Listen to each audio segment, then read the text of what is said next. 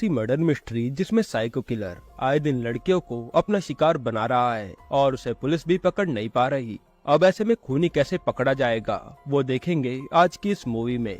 Movie का नाम है पोर्थोजिल, जो कि आपको जरूर पसंद आएगी, इसलिए वीडियो को अभी लाइक कर दीजिए। हम चलिए कहानी शुरू करते हैं। तो मूवी की शुरुआत में हम दो पुलिस वालों को देखते हैं जो रात में पेट्रोलिंग कर रहे होते हैं। तभी बीच रास्ते में उनकी गाड़ी खराब हो जाती है, जिसके बाद उसमें से एक पुलिस वाला जंगल की तरफ फ्रेश होने जाता है, जहाँ उसे एक लड़की की डेड बॉडी दिखाई देती है। वो देखता है कि उस लड़की की बहुत ही बेरहमी से हत्या कर दी गई थी, जिसके थोड़ी देर बाद वहाँ पर पुलिस की टीम पहुँचती है, जहाँ हमें पुलिस वालों की बातों से पता चलता है कि 3 दिन पहले भी सेम इसी तरह से एक लड़की की हत्या कर दी गई थी, लेकिन पुलिस वालों को कातिल का एक भी सुराग नहीं मिलता। जिसके बाद ये केस क्राइम ब्रांच को सौंप दिया जाता है और उस टीम में ऑफिसर एसपी लोगनाथन, प्रकाश और वीना होते हैं। वीना इस टीम में टेक्निकल असिस्टेंट थी, एसपी लोगनाथन एक ऑनेस्ट ऑफिसर, वहीं प्रकाश ने अभी अभी पुलिस की नौकरी ज्वाइन की थी। अब केस क्राइम ब्रांच के पास आने के बाद एसपी लोगनाथन अपनी टीम के साथ उस लड़की की डेड बॉडी की जाँच करने के लिए मॉर्चरी जाते हैं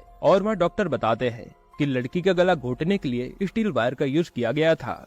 साथ ही डॉक्टर बताते हैं कि ज्यादातर केस में विक्टिम का गला पीछे से घोटा जाता है, लेकिन इस केस में विक्टिम का गला आगे से घोटा गया था और मारने वाले ने इतनी जोर से स्टील वायर से गला घोटा कि जैसे किसी ने चाकू से काटा हो, और ये किसी नॉर्मल कद काठी के इंसान ने नहीं किया है। साथ ही हमें ये भी पता चलता है कि लड़की के शरीर पे ना ही हाथापाई के निशान मिले हैं और न ही उसके ब्लड में कोई नशीली दवा मिलाई गई है, यानी कि लड़की को मारने वाला जरूर उसका कोई जान पहचान का था। खैर, इसके बाद एसपी लोगनाथन प्रकाश को मॉर्चरी के अंदर बुलाते हैं। यहाँ प्रकाश को डेड बॉडी देखकर उल्टियाँ होने लगती है और वो मॉर्चरी से बाहर आ जाता है। दरअसल प्रकाश का ये पहला केस था, इसलिए उसने आज तक इतने करीब से किसी की डेड बॉडी नहीं देखी थी, और वो भी इतनी बुरी हालत में। अब प्रकाश की ऐसी हालत देखकर एसपी प्रकाश से कहता है कि अगर उसे केस हैंडल नहीं हो पा रहा तो वो घर चला जाए। दरअसल एसपी बहुत स्ट्रिक्ट इंसान थे और वो अपने केस में किसी भी तरह की रुकावट नहीं चाहते थे, इसलिए वो प्रकाश से कहते हैं कि मैं यहाँ पर केस सॉल्व करने के लिए आया हूँ, ना कि तुम्हें यहाँ सिखाने के लिए। ये सुनकर प्रकाश को बहुत बुरा लगता है, लेकिन वो ये केस छोड़कर नहीं जाता।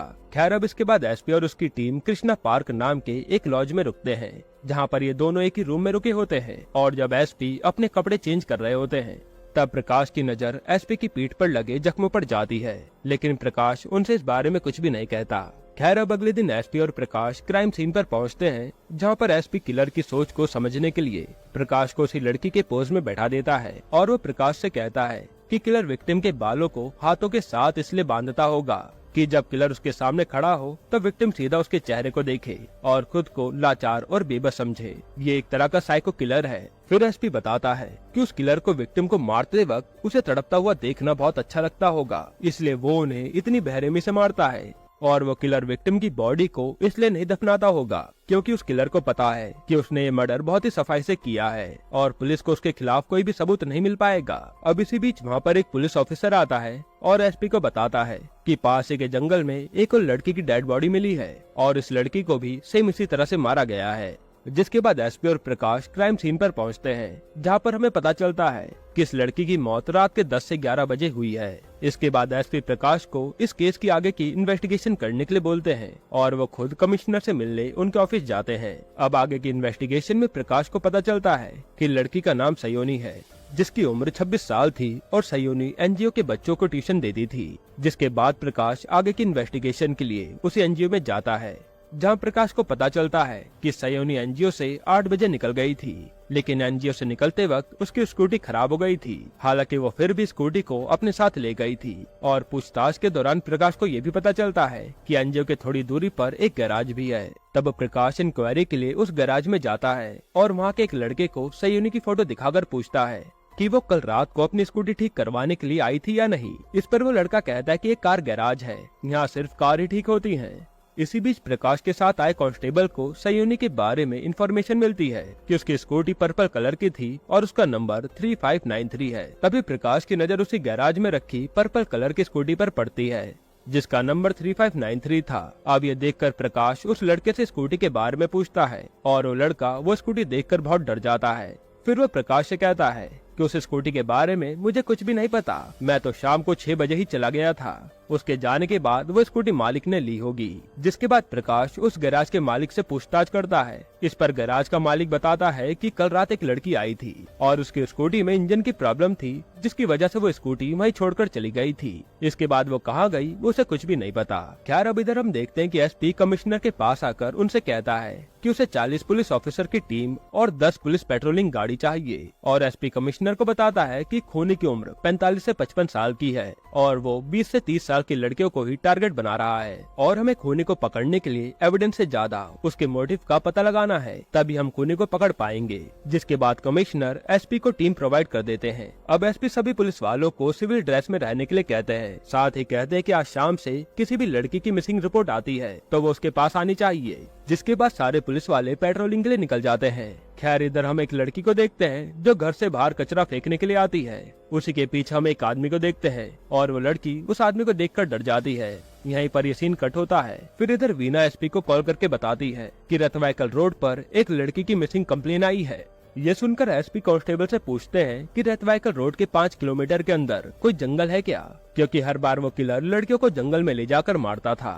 तब कांस्टेबल बताता है कि वहाँ एक गन्ने का खेत है। ये सुनकर एसपी तुरंत अपनी टीम को लेकर वहाँ पहुँचता है, लेकिन वहाँ पर उन्हें कोई भी नहीं मिलता। इसी बीच एसपी को इन्फॉर्मेशन मिलती है कि ओलायपुर के पास एक जंगल में एक लड़की की डेड बॉडी मिली है। ये सुनते ही एसपी अपनी टीम के साथ क्राइम सीन पर पहुँचता है, जहाँ हम देखते हैं कि ये तो वही लड़की होती है जो कूड़ा फेंकने घर से बाहर आई थी, और ये उसी कांस्टेबल की बेटी होती है जो एसपी के साथ इस केस की इन्वेस्टिगेशन कर रहा था, और वो अपनी बेटी की ऐसी हालत देखकर बहुत रोता है। अगले दिन एसपी प्रकाश से कहते हैं कि हो सकता है कि कातिल बहुत सालों से मर्डर कर रहा हो, लेकिन किसी और शहर में। जिसके बाद एसपी वीना को कॉल करते हैं और उसे पुराने रिकॉर्ड्स चेक करने के लिए कहते हैं कि कहीं ऐसे सिमिलर मर्डर हुए हैं कि नहीं पता करो। जिसके बाद प्रकाश और वीना पिछले 10 सालों के रिकॉर्ड चेक करते हैं, लेकिन उन्हें कुछ भी पता नहीं चलता। तभी प्रकाश एसपी से कहता है कि उसने एक किताब में पढ़ा था कि कुछ सीरियल किलर लोगों का मर्डर करके कुछ सालों तक गायब हो जाते हैं और फिर दोबारा अपने काम को कंटिन्यू करते हैं, और वो गैप 20 से 30 साल का होता है। इस पर वीना प्रकाश से पूछती है कि वो इतने सालों का गैप क्यों लेते हैं। तब एसपी कहते हैं कि कातिल को मर्डर करके जो खुशी मिल रही थी, अगर वो सेम खुशी किसी इंसान या किसी चीज से मिलती हो तो कातिल मर्डर करना छोड़ देता है, लेकिन जब उसको वो खुशी नहीं मिलती तो वो फिर से मर्डरर बन जाता है। जिसके बाद एसपी वीना और प्रकाश को पिछले 20 से 30 सालों का रिकॉर्ड चेक करने के लिए कहते हैं। अब ये दोनों रिकॉर्ड चेक करते हैं और प्रकाश एसपी से बताता है कि 1973 से 1979 में कुछ ऐसे सेम मर्डर हुए थे, और इन 6 सालों में टोटल 9 हत्याएं हुई थी जो सेम पैटर्न में थी। विक्टिम के बालों को हाथ से बांधना और गला काट कर मार देना, और उस समय विक्टिम की एज लगभग 42 से 45 साल की थी। साथ ही प्रकाश एसपी को बताता है कि पहले के केस में कनेक्शन मिला है कि जब उस समय मर्डर हुआ था तो अलग अलग जगह पर हुआ था, और इन सब केस की इन्वेस्टिगेशन करने वाला ऑफिसर इंस्पेक्टर जॉन सेबेस्टियन था, और वो उसका एड्रेस देता है। जिसके बाद एसपी उस एड्रेस पर जाता है। इधर प्रकाश इस केस की इन्वेस्टिगेशन के दौरान विक्टिम की फोटोज देखकर एक और कॉमन चीज नोटिस करता है, जिसके बाद वो सीधा डॉक्टर के पास जाता है और डॉक्टर को विक्टिम्स की फोटो दिखाकर गले में एक निशान के बारे में पूछता है। तब डॉक्टर बताता है कि हमारी बॉडी में टोटल 32 प्रेशर पॉइंट होते हैं, और अगर उस प्रेशर पॉइंट पर सही तरीके से वार किया जाए तो इंसान बेहोश हो जाता है। तब प्रकाश डॉक्टर से पूछता है कि ये टेक्निक्स आम इंसान को कैसे पता होती है। डॉक्टर बताते हैं इंटरनेट के जरिए, क्योंकि आजकल इंटरनेट हर जगह मौजूद है।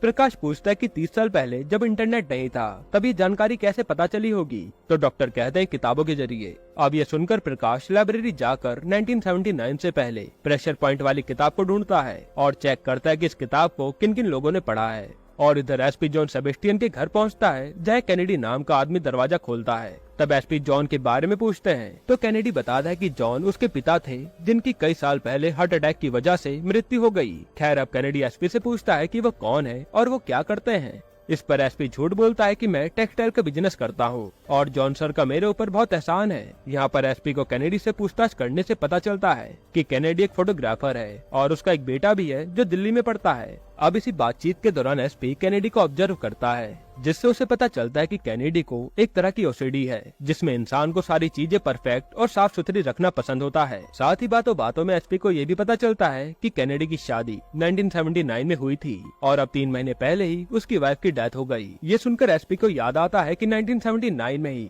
सीरियल किलर ने मर्डर करना बंद कर दिया था, और अब कैनेडी की वाइफ की डेथ होने के बाद उसने फिर से मर्डर करना शुरू कर दिया, और अब एसपी का सारा शक कैनेडी पर ही जाता है। खैर अब इसके बाद एसपी वहाँ से जा रहा होता है तो कैनेडी उसे कहता है कि आपको देखकर लगता नहीं है कि आप बिजनेसमैन हो, आपकी बातों से पता चलता है कि आप एक पुलिस वाले हो। तभी एसपी को प्रकाश का कॉल आता है और प्रकाश उन्हें बताता है कि इन सब मर्डर के पीछे जिसका हाथ है उसका नाम कैनेडी है। इस पर एसपी कहता है कि उसे पता है और वो कैनेडी से ही मिलकर आ रहा है।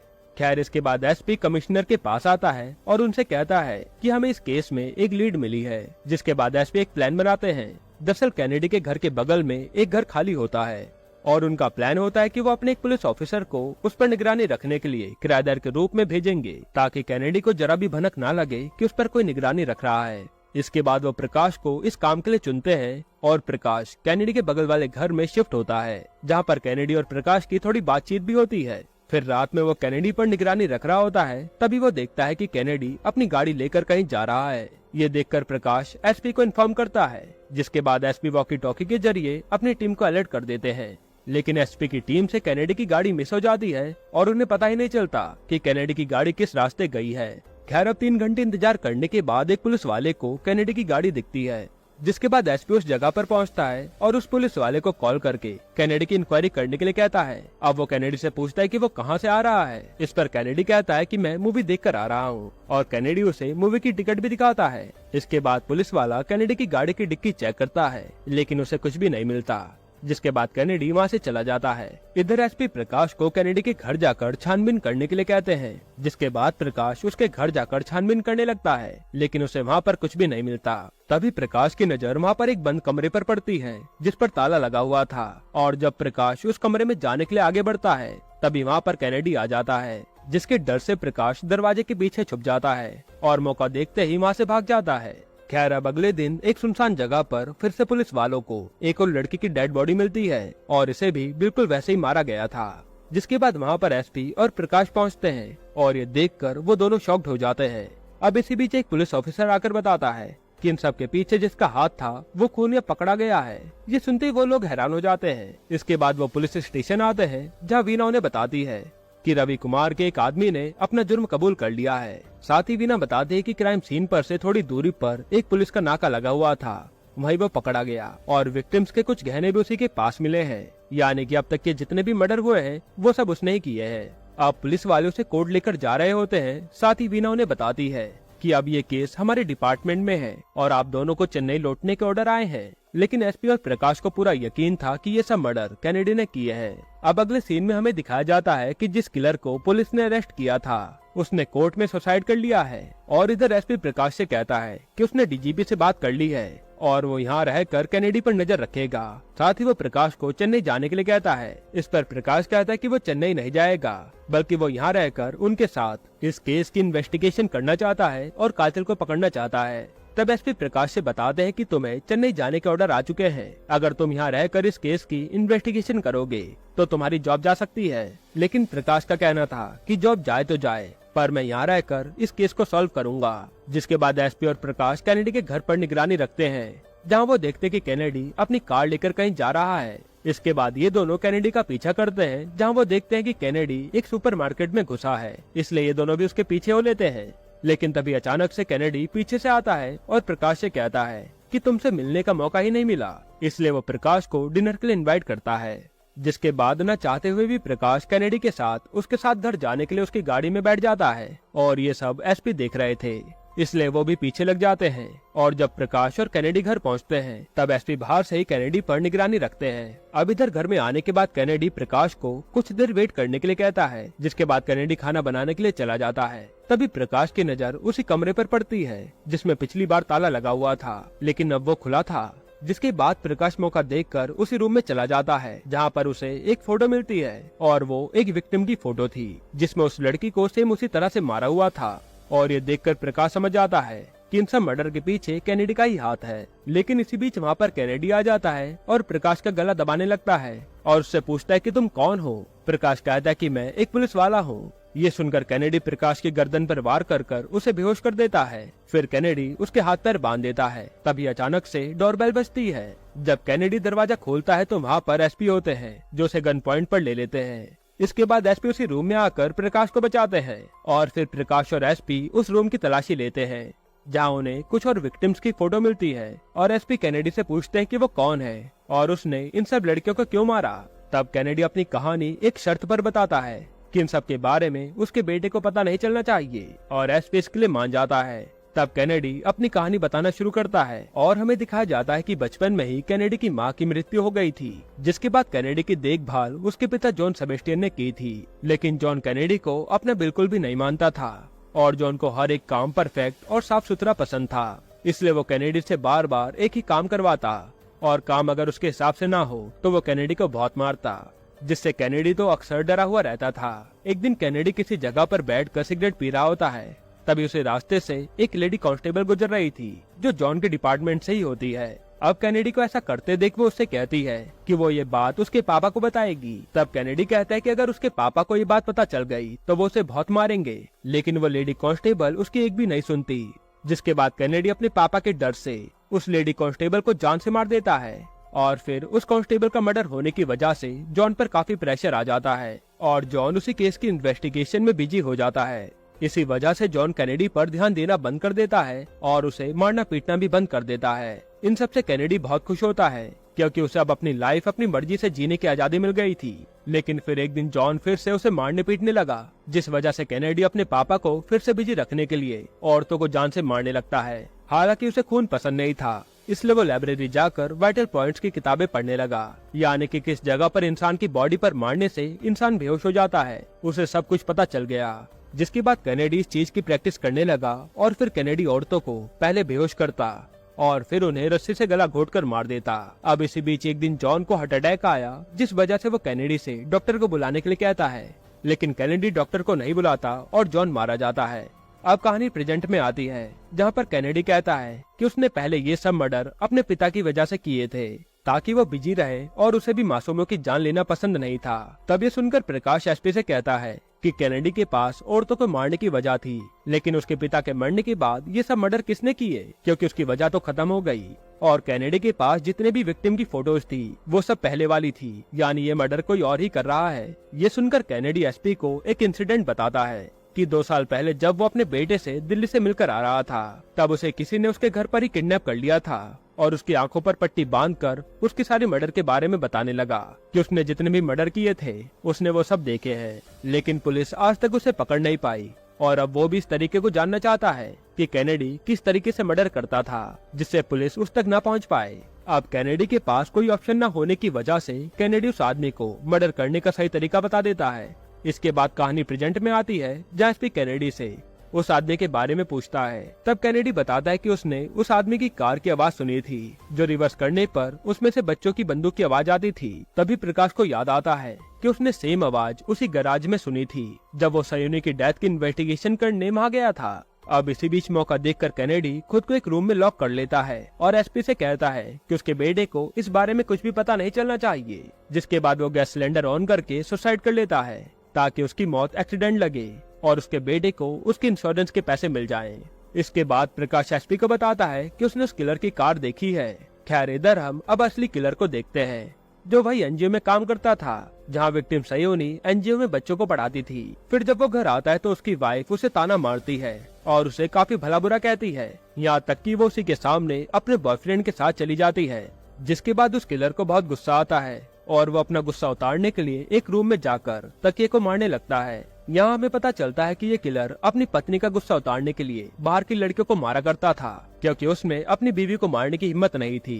खैर इसके बाद वो किलर रेडी होकर कहीं बाहर जाता है और यहाँ एसपी और प्रकाश गैराज के आदमी की मदद से उस किलर के घर पहुँच जाते हैं, जहाँ उन्हें हाल ही की सारी विक्टिम्स की फोटो मिलती है। लेकिन इन सब फोटो में सारी लड़कियां मुस्कुरा रही थी। इसी बीच इन्वेस्टिगेशन के दौरान एसपी को वहाँ पर एक कॉफी शॉप का बिल मिलता है और एसपी और प्रकाश उसी कॉफी शॉप के लिए निकल जाते हैं। तभी रास्ते में उनकी नजर विक्टिम्स की फोटो पर पड़ती है, जिनके गाल में डिम्पल था। तो एसपी को याद आता है कि किलर की वाइफ के गाल में भी डिम्पल था और उन्होंने जितने भी विक्टिम्स को देखा था वो मरने के बाद देखा था, जिस वजह से उन्हें वो डिम्पल नहीं दिखाई दिया। यानी किलर अपनी वाइफ के गुस्से में डिम्पल वाली लड़कियों को ही अपना शिकार बनाता है। खैर अब बातों ही बातों में प्रकाश एसपी से कहता है कि अगर इन सब किलर को प्यार मिला होता तो शायद ये लोग किलर ना बनते। तब एसपी कहते कि सही परवरिश न होने की वजह से लोग किलर नहीं बनते, कुछ लोग पुलिस ऑफिसर भी बन जाते हैं। और यहाँ हमें ये पता चलता है कि एसपी पर भी बचपन में बहुत टॉर्चर हुए थे और हमने जो मूवी की शुरुआत में एसपी की पीठ पर निशान देखे थे वो उसी बचपन के टॉर्चर के निशान थे। खैर इसके बाद एसपी और प्रकाश कॉफी शॉप में आकर उस किलर के बारे में पूछते हैं, जहाँ उन्हें पता चलता है कि वो आदमी रोजाना एक जगह पर आकर बैठ जाता था और वहाँ कुछ टाइम बिताकर वो वहाँ से चला जाता था। ये सुनकर एसपी उसी जगह आकर देखते हैं। तब उनकी नजर बाहर के एक बोर्ड के सेलिब्रिटी पर पड़ती है, जहाँ वो देखते हैं कि उस सेलिब्रिटी के गाल पर डिम्पल है और ये देखकर वो समझ जाते हैं कि उस किलर का अगला टारगेट वही सेलिब्रिटी है। जिसके बाद एसपी प्रकाश को वही कॉफी शॉप में रोककर तुरंत उस सेलिब्रिटी के होटल जाकर सेलिब्रिटी को वार्न करते हैं कि आपकी जान को खतरा है। इस पर वो सेलिब्रिटी कहती है कि वो तो आज ही आई है। ये सुनकर एसपी शॉक्ड हो जाते हैं और वो समझ जाते हैं कि जरूर उसका अगला टारगेट वो सेलिब्रिटी नहीं बल्कि कोई और है। खैर इधर हम देखते हैं कि वो किलर वीना के होटल में आकर उसको अपना अगला टारगेट बनाता है और उससे कहता है कि उसे अस्थमा अटैक आया है और उसकी कार पार्किंग में है, आप जाकर मेरी दवाई ला दीजिए। इधर प्रकाश उसी कॉफी शॉप में था, तभी उसकी नजर अपने पास के कृष्णा पार्क होटल में पड़ती है और उसे याद आता है कि वीना के गालों पर भी तो डिम्पल पड़ते हैं, जिससे वो समझ जाता है कि वो किलर कॉफी शॉप में आकर वीना पर नजर रख रहा था और अब उसका अगला टारगेट वीना थी। जिसके बाद प्रकाश वीना को कॉल करके उस किलर के बारे में वार्न करता है, लेकिन तब तक वो किलर वीना को बेहोश करके अपनी कार में अपने साथ ले जाता है।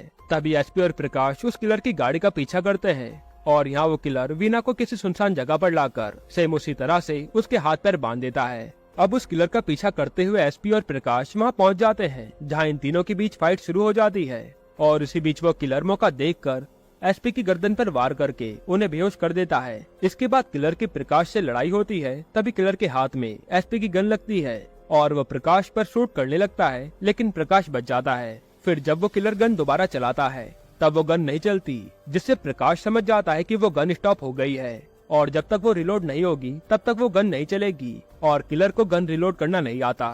इस बात का फायदा उठाकर प्रकाश वहाँ पर पड़े पत्थरों से उसे मारता है और कहता है कि उसके पास जो गन है वो अब नहीं चलेगी। ये सुनकर वो किलर गुस्से में उस गन से उस पर वार करता है, लेकिन प्रकाश उस गन को लेकर फिर से रिलोड कर लेता है और उस किलर को गोली मार देता है, जिससे उसकी वहीं पर मौत हो जाती है। इसके बाद एसपी प्रकाश और वीना हॉस्पिटल में अपना ट्रीटमेंट करवाते हैं और फिर एसपी और प्रकाश आपस में बात कर रहे होते हैं, जहां हमें पता चलता है कि प्रकाश अब चेन्नई नहीं जाएगा, वो एसपी लोगनाथन के साथ यहीं पर रहकर अपने नए केस की इन्वेस्टिगेशन करेगा। यहीं पर ये मूवी खत्म होती है। दोस्तों आपको ये मूवी कैसी लगी हमें कमेंट में जरूर बताइएगा और इसके अलावा आप कौन सी मूवी का एक्सप्लेनेशन देखना चाहते हैं वो भी कमेंट कीजिएगा। बाकी अगर आपको हाल ही में आई एक कमाल की मूवी देखनी है तो आप ये वीडियो देख लीजिए।